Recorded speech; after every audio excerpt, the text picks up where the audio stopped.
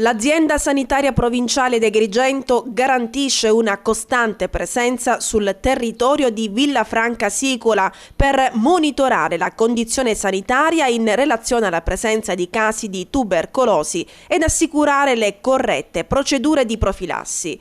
È quanto afferma il direttore del servizio di epidemiologia ASP Gaetano Geraci a margine di un incontro svoltosi al municipio alla presenza del sindaco Domenico Balsamo, dei genitori dei bambini e del personale della scuola frequentata dai bambini risultati positivi ai controlli.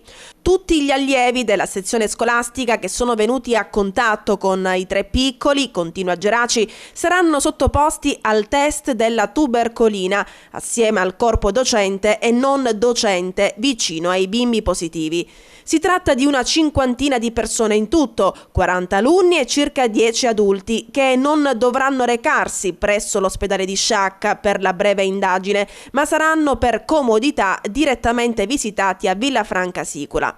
Il dottor Geraci, nel rassicurare la popolazione, ha anche precisato che l'eventuale positività al test non significa necessariamente essere affetti da tubercolosi, perché può essere il segnale di un semplice contatto senza lo sviluppo della malattia.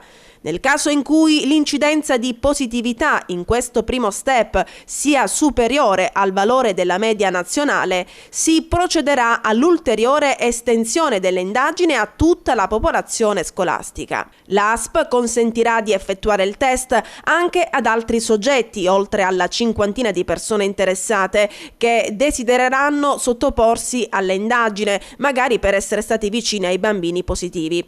Circa il ventilato quarto caso di infezione, continua il dottor Geraci, si tratta di un sospetto già monitorato dall'ASP e trattato, che probabilmente rappresenta il cosiddetto caso indice. La situazione nel suo complesso è sotto controllo e l'ASP, conclude, è al fianco dell'autorità comunale per fornire massima informazione ed assistenza ai cittadini di Villafranca Sicola.